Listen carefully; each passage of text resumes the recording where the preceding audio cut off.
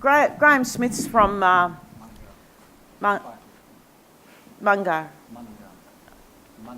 Mungar, which is near Tennant Creek, yeah? Yeah, near Tennant Creek. And they're in a relationship, a developing partnership with a mining company, OM Manganese. And so this is quite a story. Some of us heard it the other night around the campfire. And Graeme's chairman, yeah, Gordon, is here. But Gordon doesn't want to speak today. But anyway, hello, Gordon. So, Graeme, do you want to tell us about this situation? It's a very interesting one. Yeah, hi. I should have probably kept my mouth shut the other night. I landed this one, but first I'd respect the traditional owners for allowing us to come here. A wonderful venue. This is my second time here, and it's very nice. I'm an Arundel man from Alice Springs. My family is the Tillmouth Palmers down in Alice Springs, and my family and I am part of the native title holder group of Alice Springs. But I don't engage in the native title people in Alice Springs and what they're doing, because I live and I have now for the last 6 years up around Tennant Creek with my wife and her family. The situation we're in, I guess I've worked for about 15 to 16 years with land councils, central and northern recent years, and worked on a lot of land claims up around the Barkly Tennant Creek region, and a few of those claimed areas is currently where we live now. And another claim area is subject to a handover banker pastoral in a year or 2 years' time. But I was fortunate enough to work with my wife's father and Gordon's father in all those claims. And I was very young at the time, but I think they showed respect in me and showed me the lay of the land. To show an owner of a man to come up and do work in Warramunga country, they were really, really good for me. So I'd done a lot of work with those old men, and so I sort of knew what vision they had, what they wanted for their land, because they weren't going to go get all these land claims done and do nothing with it. And at the moment the history, I guess, is we've got a lot of land claims. The old people have done all the hard yards, and we just don't see much happening now with a lot of the land that we have, and a lot of our land trusts are huge, really huge. So we give the old people a tick, my wife's father, Gordon's father, you give them the tick because they ran the claim and they got the land. And now it's our turn to manage it the best we can, so we leave it in a good shape for the ones following. It's just a progression. So they've got the claim, give them a tick. Now it's our time to stand up and be counted. And so where we go, we've got a couple of areas of land, freehold and one's pastoral, banker at the moment, where we have a partnership with OM Manganese, who are mining on banker pastoral lease. But I guess when we look at history and my experience of land councils, and in particular royalty, I don't like the word royalty, but that's what's used. Central Australia has had a lot of royalty, 30 odd years of it. And I struggle to find a community in Central Australia that you can actually see a real development. And I don't say this in a bad way, but I just you can look at any community around Central Australia and there's always problems coming out of there, but yet they've all been recipient of huge amounts of income. Not from government, it's all basically no strings attached money, it's royalty. And that money, through the years, through history, has shown me that it's not being used wisely in the territory. Well, definitely, I can't speak for the top end because I'm not a top end person, but where I'm from down the centre, I believe it's not being used wisely. We see a lot of cars, we see a lot of fridges, we see a lot of our people dressed in good clothes. But we see that car broken down on the side of the road within a week or maybe the very next day after they get their car. I've seen it too often. Well, that car just got bought yesterday, and that's a $20,000, $30,000 car that's wasted. And you multiply that by everybody who wants a car. And then you multiply that by the amount of years. And it just turns into a substantial waste of money. And at the same time, our communities where we live are really just perishing. They're not surviving. And therefore all our members have to relocate into Tennant Creek, and it just overburdens the housing. because our homelands aren't developed, because we haven't used the money to develop it. We want the cars, we want the clothes. We've got a house, there's a number of houses in town that have a fridge in every room, because everybody wants their own fridge, and every fridge is full once a year. And everybody wants a car once a year, and now you see it, now you don't. So we've sort of seen that. And the group I work with is called Munungurra Aboriginal Corporation, and they're the native title holder rep body that is the recipient and represents the traditional owners of Banka Banka. Banka Banka was a native title deal, and there was a huge amount of goodwill from OM Manganese and traditional owners to sit down and negotiate. And the Northern Land Council done a terrific job in that agreement. We think it's a good agreement. It's a native title one. You can get stronger ones under Aboriginal Freehold, under the Land Rights Act, but we think this is good for us. It gives us income every year for the next 10 years and beyond. So we're only about 4 years into receiving this income, so we're very new. And at that time we were getting our money put through land councils. And we decided to move it. And it took us to where I stand now, the 1st of September. We basically now aligned ourselves with a private accounting firm who now do our money, and we pay them fee for service. And what we're trying to do with our money is to basically develop the land that these old people fought for so hard.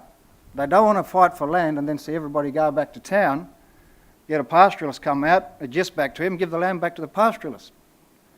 So we don't want to do that. We've learnt lessons, and we're a small group. We're not huge in terms of members and numbers and traditional owners. The group isn't really disputed, so we're in a good spot to do something. And I'm the only employee of this company at the moment. We're very young, and it took a while actually to convince people that we needed to be on our own, to do stuff on our own and to employ someone, because some people thought we couldn't do it. You don't have the advice, you don't have the skill, here you're going to get to do this, here you're going to get to do that. And we said, well, us, we'll do it. We'll tell you what we want. And I must say that both land councils, I say both because we're separated. I live on the Barkly Highway, and the highway is basically the border between the CLC and the NLC. And there's a bit of history that the CLC ran the claims because the Warramunga land claim just filtered into the Northern Land Council boundary, so there's a decision a long time ago to allow the Central Land Council to complete the Warramunga land claim, which is the stuff that I've been working on since '95 in trying to settle these areas. And so we get the best of both worlds, and so we deal with both land councils.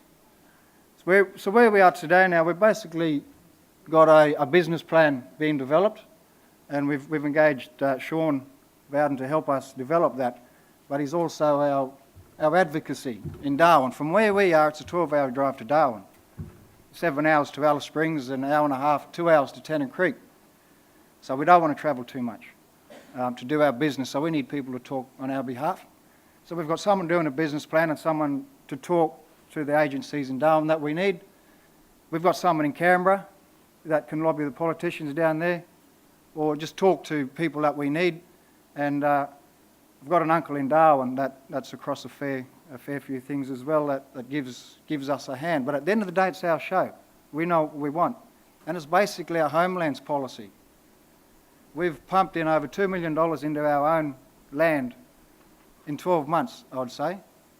And where we are, the history of Tennant Creek, I guess, is that this is the first mine in this region of Tennant Creek, the Barkly, that is actually giving people an income. And we know Tennant Creek's been mined in and out, and it's been dug up and turned over, but that was all pre-agreements. There was never agreements back then, pre-Land Rights Act. So every mining agreement that came to the table got vetoed because people had knowledge of the history and they see these old pits still laying around the place. They're not rehabilitated at all. They're hangover of 60s, 70s, even further back, sometimes even the 80s. So people have this in their mind, and all the mining applications got vetoed. I say that Buttu Creek is the only mine in the region, and that's native title. I can say that every other mine around Tennant Creek has been vetoed, except recently. People are now starting to engage with mining companies and let them on. So we've got a native title agreement. It's a really good one. We're trying to develop, we've got 2 houses where I live, me and my wife, and next to us is her sister, and 3 kilometres back is Gordon and his family, where we have 3 houses. We've got cattle on there that we're registering with, but we only want to do that until we're ready to kick it out. It's an income for now, it manages the yard, it keeps the property going. After a while, we're going to develop our own. The reason why our land is, and the Tennant Creek's pretty much the same, it's underdeveloped, because the Warramunga people were some of the last to get land back. The Warramunga land claim is still unsettled, and Banker will settle that when we get to it. But they were getting their land late. Central Australia, down Alice Springs, they got land a long time ago. The Barkly region started getting land, and then they started getting houses, and then ATSIC put a moratorium on houses, so all of those communities got chopped off at the knees. There's 1 house, 2 houses, no phone, crappy road. No one wants to live there. So that the policies of the time really set people back into Barkly. They couldn't develop their outstations any further. And to this day, that's probably where a lot of those places are at, because the money's just not coming into outstations. And as someone said up here before, I forget who it was, but people live on outstations because that's where they're connected. They don't want to go to a large settlement, or they don't want to go to Tennant Creek or Alice Springs. They want to live on their land because that's where they've been for, God knows, 60, 50, 40,000 years, you know. It's a long time, and they don't want to move. They want to develop it. So what we're trying to do is, we realise we've been chopped off at the knees a long time ago, but as I said, we've pumped in $2 million into developing our homelands. And that $2 million has gone into local contractors. We haven't sourced anybody from outside our region. It's local plumbers, electricians, IT people, road contractors. We live on black soil, so we had to upgrade our road, because when it gets wet, we have to disappear to Tennant for 6 months of the year. Leaves our houses empty, overcrowds people in Tennant Creek because we're jumping in their houses. And that's a big problem. We've got a lot of our members living in town because we don't have the housing or facilities to allow them to come back on the country. So we're mindful that we need to give people living conditions. So whilst we don't have anything in black and white in an agreement to say you're going to do this, you're going to do that, the mining company wants you to do this, the mining company wants to do that, we've just got to bottom some, and we've just sat together and made a whole lot of policies and said this is what we're going to spend our money on. And it's basically outstations, roads, bringing all our houses up to scratch. I want, my wife wants, Gordon wants, everybody wants the same in our house out bush as what you can get in town, and there's no reason why we can't. Internet, TV, Ausstar, all of that. The young people like the bright lights that you've got to offer that where they live. We've got quads, we've got motorbikes, we're going to get horses. When I was going on about trying to purchase this equipment, people were saying it's a waste of money. I said, well, how are we going to drag people out of town? How are we going to relieve the stress on the housing and the social problems in town if we can't get them back on the country? They need this bike to knock off work. They need a motorbike or a horse to check fence lines, or let's go and buy tray-back cars and 60, 80 grand a pop to run your land. We don't want to do that. We want to get back to the quads and horses because they're more fun. So we're trying to develop something where people want to live, where they really want to live. And after that, we've got a workforce. And we're a fair way down the track in trying to get businesses on our land. You know, I've said we've got adjustment, that brings in money on top of the mine. But we want to get into a lot of other stuff. We want to get into tourism at Banker. There's a homestead there we're going to take over. We want to develop that. So we've got a plan of developing a lot of stuff, but first and foremost, I think in terms of closing the gap, we can do it quicker and better than the government can with their money, because it's no strings attached money. The government needs to supply some services, yeah, but at the end of the day, we can point the finger for the next 10 years. We've been doing it for 30 years. Sometimes you've got to put your hand up and say, we're going to do it ourselves. We'll source the government dollar when it's there. At the same time, this is our life and it's our money, and we're going to fix our own road. And we're going to put Ausstar in our houses if that's what we want. And we're going to jump into businesses with people who want to talk business with us and do business with us. So that's probably where we're at. We're a young corporation. We're still getting a business plan together. We're getting an investment plan together so we can invest that brings in money well after the mine's gone. We don't want to be having money for 10 years and get chopped off at the knee again. So we're setting something up to make sure we've got an income stream to support our homelands policy. We're going to have to keep pumping money into houses. So we're going to have to keep finding money to keep fixing up and even building new ones as people move out. and that money's not going to come in forever. So we've got a number of things going, but in terms of capturing the mining, we've taken this money and put it into our homelands.